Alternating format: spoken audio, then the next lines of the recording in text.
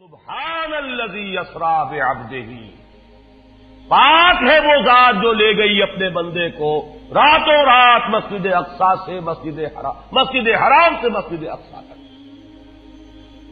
اگر یہ بات کسی انسان کی طرف منسوب ہوتی تو بات اور تھی، اگر یہ فعل حضور کی طرف منسوب ہوتا کہ حضور گئے تو بات اور تھی کہ میں آیا نہیں لایا گیا ہوں، حضور گئے نہیں لے جائے گئے ہیں، اور لے جانے والے وہ ذات ہے سبحان الذی اسری، وہ پاک ہے ہر عیب سے، ہر نقص سے، ہر ذوق سے، ہر کوتاہی سے، وہ منزہ ہے، اعلی ہے، عرفہ ہے، بالا تر ہے، لہذا اس کی قدرت سے یہ ہرگز بعید نہیں کہ وہ اپنے بندے کو راتوں رات مسجد حرام سے مسجد اقصی اور پھر مسجد اقصی سے سدرۃ المنتہا تک لے جائے اور واپس لے آئے اور پھر مسجد حرام میں پہنچا دے۔ اور بعض روایات میں آتا ہے کہ وضو کا پانی ابھی بہ رہا تھا اور کنڈی جو ہے حضور کے مکان کی وہ ابھی ہل رہی تھی، معلوم ہوا وقت نہیں گزرا۔ میں کچھ بیان کروں گا، میرے بیان کرنے میں کچھ کمی اور بیشی ہونے کا اندیشہ ہے۔ اگر ہم اتنے خوش قسمت ہیں کہ وہ واقعہ ہمارے پاس ایک مفصل حدیث کی شکل میں موجود، اور حدیث بھی دوسرے یا تیسرے طبقے کی کتابوں کی نہیں، متفق علیہ، جس میں روایتاً جیسا کہ میں نے عرض کیا جس کا پایا تقریباً قرآن کے برابر، اور اس حدیث کے راوی ہیں حضرت مالک ابن صعصعہ رضی اللہ تعالی عنہ۔ ان کے بارے میں ایک بات ہے بڑی اہم، وہ نوٹ کر لیجئے۔ یہ انصاری صحابی ہیں، ان میں سے نہیں ہے کہ جنہیں حدیثیں بیان کرنے کا کوئی زیادہ شوق رہا ہو، یہ غالباً واحد حدیث ہے جو انہوں نے بیان کی، اور انہیں اس سے نہایت شغف تھا، نہایت محبت کے ساتھ انہوں نے اس کو محفوظ کیا تھا، اس کے ایک ایک لفظ کی حفاظت کی تھی۔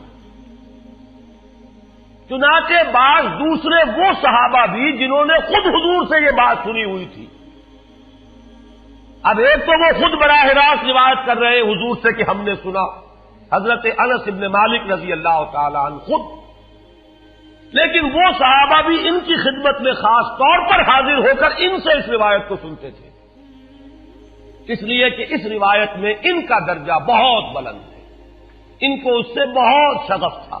تو صحابہ جو براہ راست حضور سے سن چکے وہ بھی ان کے پاس جا کر خاص طور پر اس حدیث کو سنا کرتے تھے۔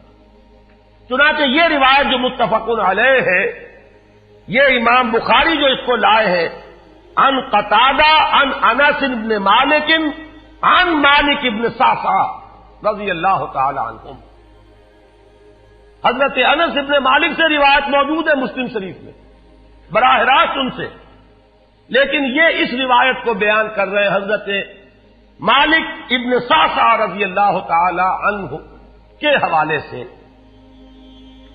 روایت کیا ہے؟ ان النبی صلی اللہ علیہ وسلم حدثہم عن لیلۃ اسری بہ۔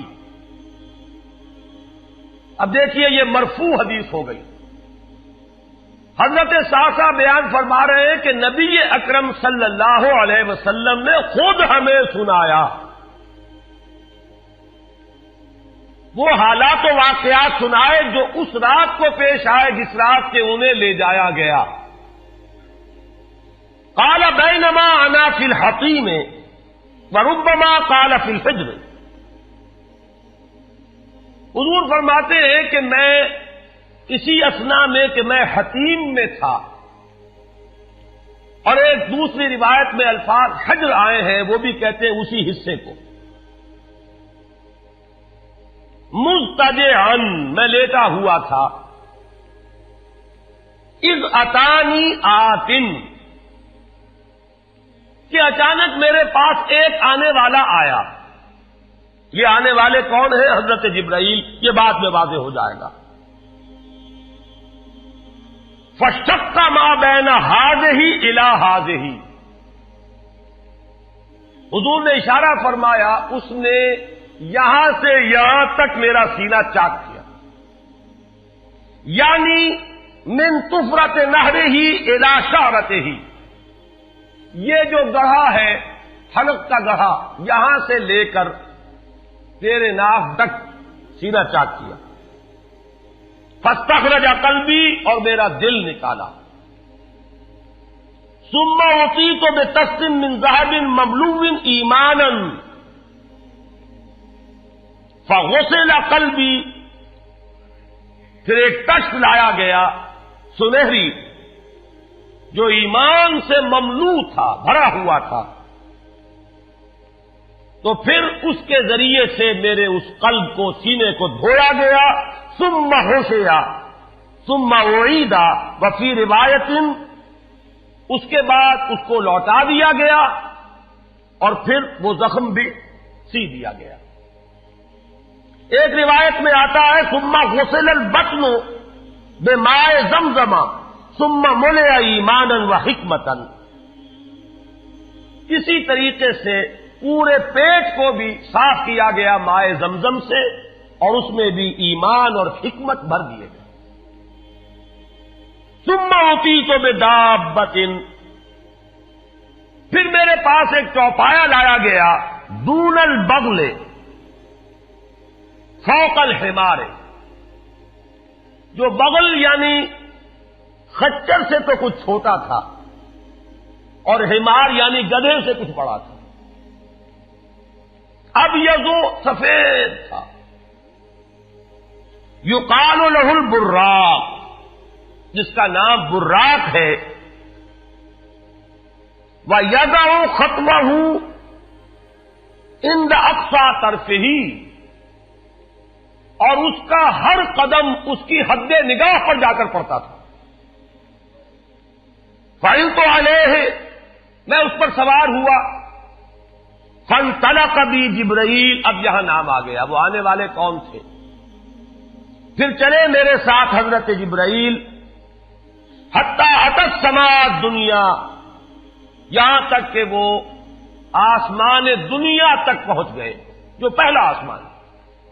اب یہاں دیکھیے وہ روایت میں جو زمینی سفر کا درمیانی حصہ ہے وہ رہ گیا، دوسری روایات سے ہم اس کو جوڑ کر جمع کریں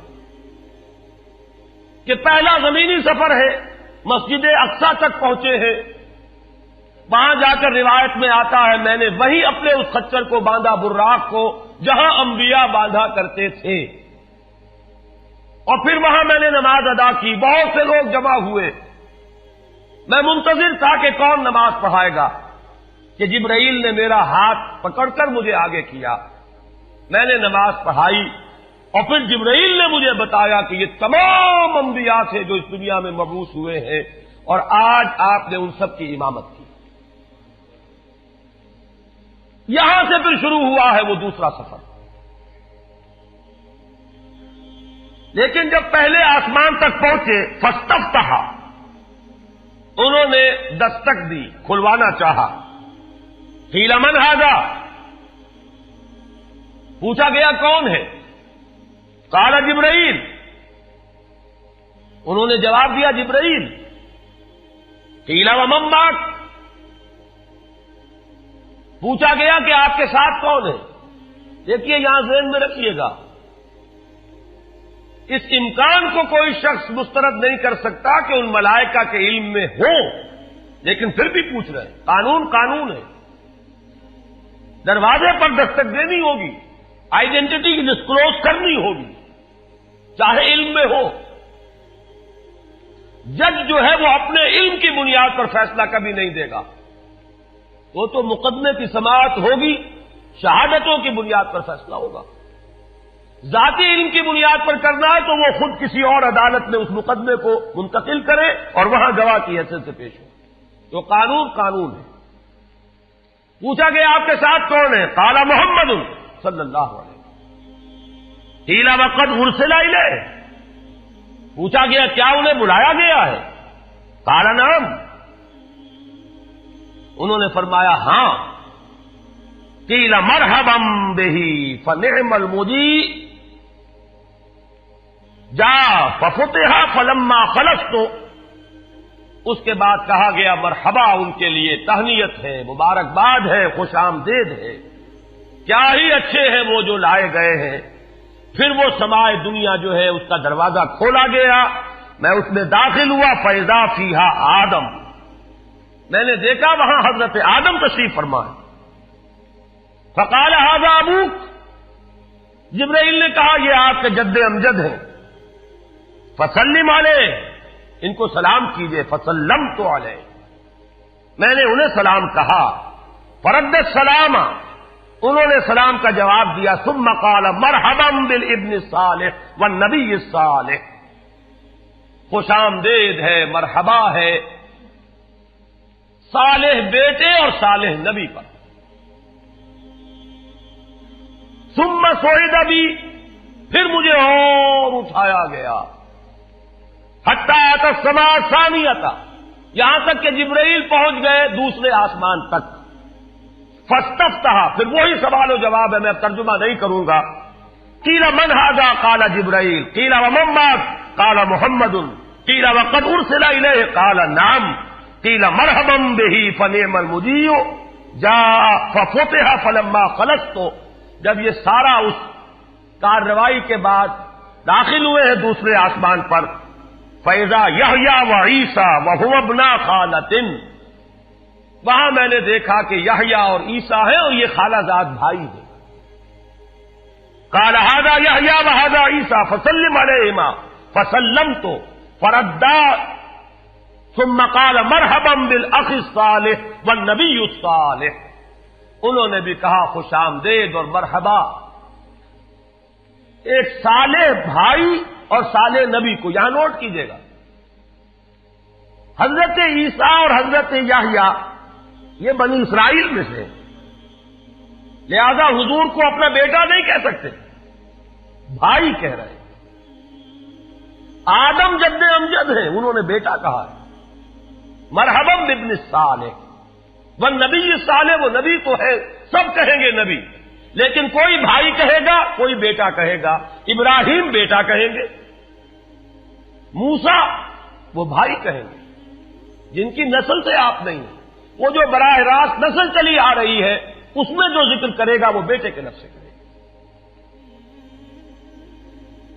ثم صعد بی الی السماء الثالثہ فاستفتح، قیل من ھذا قال جبرائیل، قیل ومن معک قال محمدا، قیل وقد ارسل الیہ قال نعم، قیل مرحبا بہ فنعم المجیء جاء ففتح فلما خلصت اذا یوسف قال ھذا یوسف فسلم علیہ، فسلمت علیہ، فرد ثم قال مرحبا بالاخ الصالح والنبی الصالح۔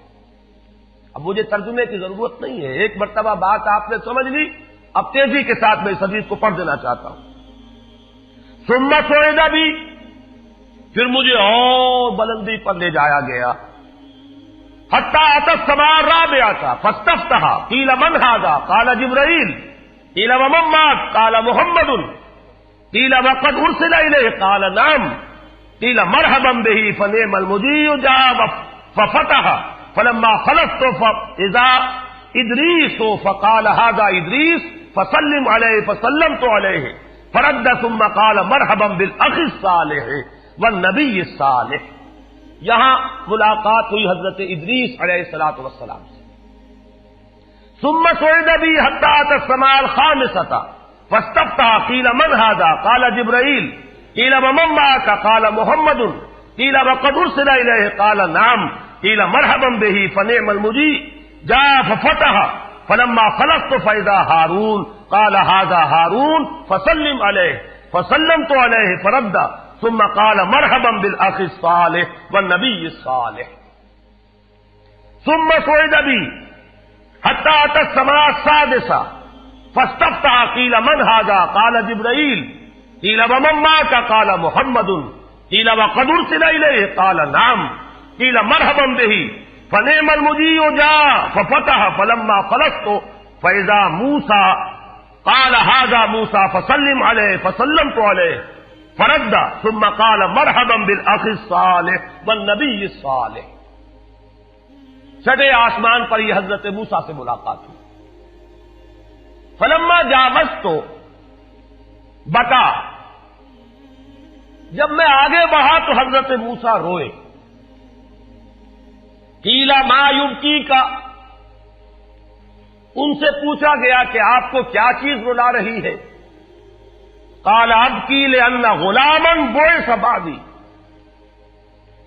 کہ مجھے اس بات پر رونا آ رہا ہے یہ نوجوان محمد صلی اللہ علیہ وسلم، یہ میرے بہت بعد ان کی بعثت ہوئی ہے. يدخل الجنت من امته اکثر ممن يدخلها من امتی، میرے بہت بعد آنے کے باوجود ان کی امت میں سے جنت میں داخل ہونے والوں کی تعداد میری امت کے مقابلے میں بہت زیادہ ہوگی. بہرحال اپنی امت کا خیال تو ہے، وہ شفقت جو نبی اور رسول کو اپنی امت پر ہونی چاہیے وہ ہے بتمام و کمال. اسے معاذ اللہ کسی حسد پر معمول نہ کیجیے، بلکہ وہ جو احساس ہوا ہے اپنی امت کی محرومی کا، وہ ہے کہ جس نے حضرت موسیٰ علیہ السلام پر یہ کیفیت طاری کی. ثم صعد بی، پھر مجھے اور بلند کیا گیا الی السماء السابعۃ، ساتویں آسمان پر. فاستفتح قیل من ھذا قال جبرائیل، قیل ومن معک قال محمد صلی اللہ علیہ وسلم، قیل وقد بعث الیہ قال نعم، قیل مرحبا به فنعم المجیء جاء. فلما خلصت فاذا ابراہیم قال ھذا ابوک ابراہیم فسلم علیہ، فسلمت علیہ فرد السلام ثم قال مرحبا بالابن الصالح والنبی الصالح. حضرت ابراہیم نے پھر استقبال کیا، خوش آمدید صالح بیٹے اور صالح نبی کے لیے. ثم رفعت، اب ذرا یہاں نوٹ کیجئے گا، یہاں سوئد تو نہیں آیا، سوئد ابھی نہیں آیا، رفعت. پھر مجھے اور بلند کیا گیا الی سدرۃ المنتہی، یہ سدرہ منتہا ہے جس کا ذکر ہے سورۃ النجم. اسی سدرۃ المنتہا کے پاس جنت ماوا ہے، وہ جس کا وعدہ کیا گیا ہے، جو ٹھکانہ بنے گی اللہ کے نیکوکار بندوں کا، جس میں وہ رہیں گے ہمیشہ ہمیش. فادخلوها خالدین، وہ بھی وہی ہے. پھر اٹھائے گئے حضور بیت المعمور تک. ثم اعطیت باناء من خمر واناء من لبن واناء من عسل. پھر میرے سامنے یہ بیت معمور کیا ہے یہ بھی جان لیجئے. یہ در حقیقت اس سماء سابعہ پر، ساتویں آسمان پر خانہ کعبہ کا اصل جو ہے اللہ کا گھر، جس کا یہ ظل اور سایہ اس دنیا میں ہے خانہ کعبہ، یہ ہے وہ بیت المعمور، جس کے بارے میں ایک اور روایت میں الفاظ یہ آئے ہیں، اس میں روزانہ 70,000 فرشتے داخل ہوتے ہیں، اور جو فرشتہ ایک مرتبہ داخل ہوا ہے آج تک اسے دوبارہ داخل ہونے کی نوبت نہیں آئی. اسی طریقے سے وہ فرشتے ہیں جو طواف کرتے ہیں خانہ کعبہ کا. پھر جان لیجئے یہ ہماری نگاہوں سے مخفی عالم غیب کی ایک دنیا ہے اپنی جگہ، چاہے ہمیں نظر نہ آئے. پھر میرے سامنے 3 برتن لائے گئے، ایک دودھ کا اور ایک شہد کا اور ایک شراب کا. فاخذت اللبن، میں نے دودھ والا پیالہ اٹھا لیا. قال ہی الفطرہ، حضرت جبرائیل نے توثیق کی کہ یہ ہے اصل میں آپ کا انتخاب درست ہے، یہ فطرت ہے. فطرت اللہ التی فطر الناس علیہا، یہی جو فطرت انسانی سے قریب ترین شے ہے اس کا آپ نے انتخاب کیا. اتت انت علیہا و امتک، اسی فطرت پر اے محمد آپ بھی ہے اور آپ کی امت بھی ہے. ثم فرضت علیہ صلوات 50 کل یوم. ایک اور روایت میں الفاظ آئے ہیں، اس میں اس کی وضاحت نہیں ہے کہ 3 چیزیں حضور کو یہاں عطا کی گئی.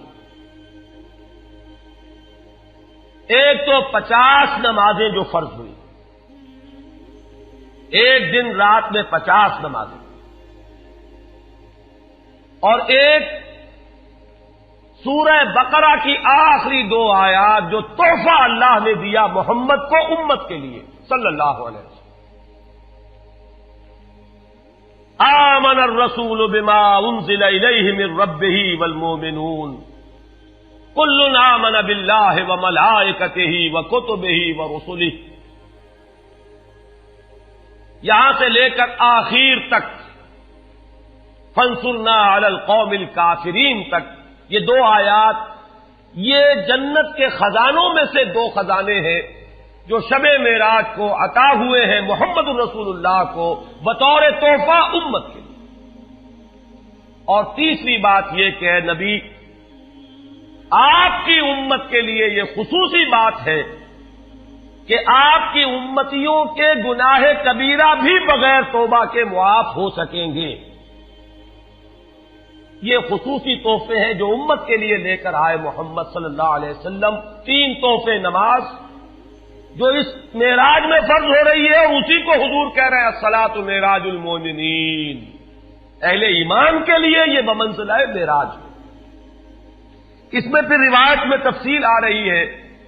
واپس جب آئے ہیں حضرت موسیٰ سے ملاقات ہوئی اور انہوں نے یہ فرمایا کہ یہ 50 نمازیں بہت ہیں, مجھے تجربہ ہے, تمہاری امت اس کا تحمل نہ کر سکے گی, واپس جاؤ درخواست کرو کم کرواؤ. حضور گئے, 10 نمازیں اس میں معاف ہوئی, 40 ہوئی. پھر یہی بات ہوئی, پھر بھیجا حضرت موسیٰ نے, پھر 30 ہوئی, پھر 20 ہوئی, چوتھی مرتبہ پھر وہ 10 اور پھر 5 رہ گئیں. اس پر بھی حضرت موسیٰ نے یہ کہا اب بھی جاؤ یہ بھی بھاری ہے. حضور نے فرمایا مجھے شرم آتی ہے, میں اتنی مرتبہ جا چکا ہوں, مزید اب جانے سے حیا محسوس کر رہا ہوں. تو ندا آئی کہ یہ 5 ہی 50 کے برابر ہیں. ہمارے ہاں قول بدلا نہیں جاتا. یہ 5 جو ہے در حقیقت یہ قائم مقام ہے ان 50 کے کہ جو اولا ہم نے فرض کی تھی. یہ 50 ہی شمار ہوں گی اگر ان کا انسان ان پر مداومت اختیار کر لے. میں آخری جملہ آپ کو اس کا سنا دیتا ہوں. فَأُمِرْتُ بِخَمْسِ صَلَوَاتٍ كُلَّ يَوْمٍ فَرَجَعْتُ إِلَىٰ مُوسَىٰ فَقَالَ بِمَا أُمِرْتُ بِخَمْسِ صَلَوَاتٍ كُلَّ يَوْمٍ قَالَ إِنَّ أُمَّتَكَ لَا تَسْتَطِيعُ 5 صَلَوَاتٍ كُلَّ يَوْمٍ وَإِنِّي قَدْ جَرَّبْتُ النَّاسَ قَبْلَكَ وَعَالَجْتُ بَنِي إِسْرَائِيلَ أَشَدَّ الْمُعَالَجَةِ. میں نے بنی اسرائیل کا حتی الامکان معالجہ کیا, ان کے حالات کو درست کرنے کی کوشش کی, لیکن مجھے تجربہ ہے یہ 5 بھی نہیں جھیلی جائیں گی. فَارْجِعْ إِلَىٰ رَبِّكَ فَاسْأَلْهُ التَّخْفِيفَ, مزید تخفیف چاہیے لِأُمَّتِكَ. قَالَ سَأَلْتُ رَبِّي حَتَّىٰ اسْتَحْيَيْتُ وَلَٰكِنِّي أَرْضَىٰ وَأُسِلُّمُ. قَالَ فَلَمَّا جَاوَزْتُ نَادَىٰ مُنَادٍ ابزیت فریضتی وخففت عن عبادی. متفق علیہ. مجھے ندا آئی کہ میں نے اپنے بندوں پر تخفیف کی. اس میں وہ ذکر نہیں ہے, دوسری روایت میں ہے کہ ساتھ ہی وضاحت ہو گئی کہ یہ 5 نمازیں بھی 50 کے برابر ہے. میری بات نہیں بدلی گئی ہے, وہ در حقیقت میں نے اسی 50 کا رتبہ جو ہے ان 5 کو عطا فرما دیا. یہ روایت ہے جو متفق علیہ ہے. روایات کثیر, جنت اور دوزخ کے جو مشاہدات کرائے گئے وہ بہت تفصیل سے دوسری روایات میں, لیکن کسی اور روایت کا استناد کے اعتبار سے, اسناد کے اعتبار سے وہ درجہ نہیں ہے جو اس روایت کا ہے. باقی میں نے مسلم شریف کی روایات میں سے اور تفاصیل آپ کو سنائی ہے. یہ ہے واقعہ. پھر حضور واپس آئے ہیں, وہیں بیت المسجد اقصی میں آئے ہیں, پھر واپس تشریف لائے ہیں, اور اس کا میں بیان کر چکا ہوں دوسری روایات میں کہ وقت بالکل نہیں گزرا, کہیں روک دیا گیا ہے, پوری کائنات کو کہیں تھام دیا گیا.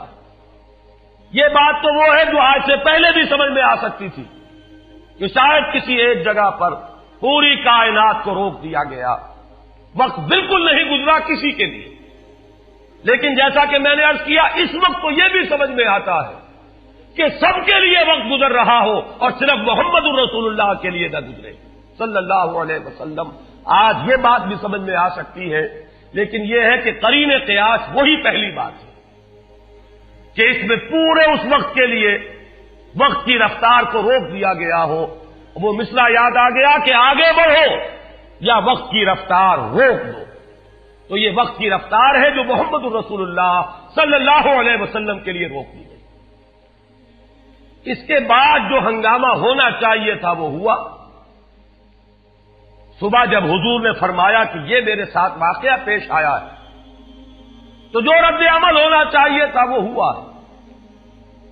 یہاں تک بھی ہوا ہے کہ بہت سے مومنین صادقین متزلزل ہو گئے، مشرکین نے، کفار نے بغلیں بجائی کہ اب ہمیں موقع مل گیا۔ معلوم ہوتا ہے ابھی تک تو شک ہی کی بات تھی کہ ان کو کچھ خلل دماغی کا عارضہ ہے، اب تو ثابت ہو گیا، کسی شک و شبے کی گنجائش نہیں۔ چنانچہ اب آپ اس کا اندازہ کیجئے، یہ واقعہ مکے میں بیٹھ کر بیان کیا جا رہا ہے، امتحان لیے گئے ہیں۔ اچھا اگر گئے تھے تو بتاؤ مسجد اقصی کے ستون کتنے ہیں، وہاں کی کھڑکیاں کیسی ہیں؟ حضور فرماتے ہیں، ایک حدیث موجود ہے کہ میں گھبرا گیا، اس لیے کہ کس کو یاد رہتا ہے، مسجد اقصی میں جا کر حضور ستون تو نہیں گن رہے تھے، لیکن یہ کہ جب پوچھا جا رہا ہے تو مجمع میں تو ہو سکتا ہے کہ تالی پٹ جائے کہ اچانک اللہ تعالی نے میرے سامنے مسجد اقصی کو کر دیا، اب میں دیکھ کر بتا رہا ہوں اور لوگ دنگ ہو رہے ہیں۔ اب دیکھیے وہ مشاہدہ جو میں نے عرض کیا تھا، مشاہدات بے شمار ہیں۔ جنت سامنے لے آئی جاتی ہے اور آگ سامنے لے آئی جاتی ہے، جہنم سامنے لے آئی جاتی ہے، مسجد اقصی سامنے لے آئی گئی ہے، جن میں سے ہر سوال کا جواب حضور نے مشاہدے سے دیا۔ اسی ضمن میں وہ واقعہ آتا ہے کہ حضرت ابوبکر کے پاس گئے لوگ دوڑے دوڑے، وہ یہ سمجھتے تھے کہ اگر یہ پالا ہم مار لیں تو پھر ہماری جیت ہے، ابوبکر کو اگر ہم متزلزل کر دیں تو پھر گویا کہ ہمارے لیے کوئی اور پرابلم نہ رہے گا۔ روایت میں آتا ہے حضرت ابوبکر نے بھی سن کر ایک دفعہ جھرجھری لی ہے، لیکن صرف ایک سوال کیا، کیا واقعی وہ یہ فرما رہے ہیں؟ لوگوں نے خوش ہو کر کہا، تالیاں بجائے، ہاں ہاں کہہ رہے ہیں، چلو ہم لے چلتے ہیں۔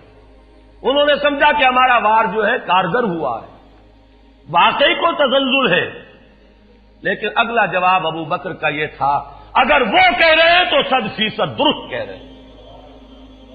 میں روزانہ یہ مانتا ہوں کہ فرشتہ آسمان سے ان کے پاس آتا ہے، تو اگر ایک مرتبہ انہیں آسمان پر لے جایا گیا تو یہ کون سی بعید ہے؟ یہ ہے وہ دن کہ جس کے بعد صدیق اکبر شمار ہوئے ہیں ابوبکر صدیق۔ حضرات، معراج النبی کے موضوع پر ڈاکٹر صاحب کی یہ تقریر اس کے بعد بھی چند منٹ جاری رہی تھی، لیکن چونکہ ہمارے پاس C90 کا کیسٹ ختم ہو چکا تھا، اس لیے اس کی ریکارڈنگ ہم نہیں کر سکے۔ بہرحال اسی پر اکتفا فرمائیے۔